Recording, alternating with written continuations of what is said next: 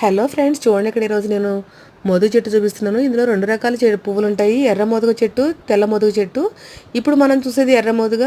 ఇవి పువ్వులు ఎర్రగా ఉన్నాయి కదా, అలాగే వీటిని అగ్ని పూలు అని కూడా అంటారు. ఈ మొక్కలో ప్రతి పార్ట్ కూడా చాలా మెడిసినల్ వాల్యూస్, చాలా పవిత్రంగా భావిస్తారు.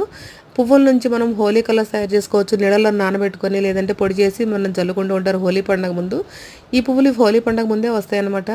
అలాగే ఆకుల్ని విస్తల కింద కుట్టి దాంట్లో భోజనం చేయడం వల్ల మనకి పైత్య సంబంధమైనటువంటి రోగాలు, కఫ సంబంధమైనటువంటి రోగాలు తగ్గుతాయి. అలాగే ఈ కొమ్మల్ని హోమాలు, శాంతులు చేసేటప్పుడు వాటిని వాడతారు. వాటి నుంచి వచ్చే పొగ వల్ల మనకి శ్వాస సంబంధమైన రోగాలు తగ్గుతాయి. ఈ ఆకులు లేత ఆకులని 2వ రోజు చొప్పున తిన్నట్టయితే మనకి షుగర్ కంట్రోల్లోకి వస్తుంది. అలాగే ఈ కాయల నుంచి వచ్చే పొడి తయారు చేసి దాన్ని పళ్ళ తోమినట్టయితే మనకి పళ్ళ నుంచి రక్తం కారడమే కానీ, పళ్ళు గట్టిపడడం కానీ, చిగుర్లు గట్టిపడడం జరుగుతుందన్నమాట.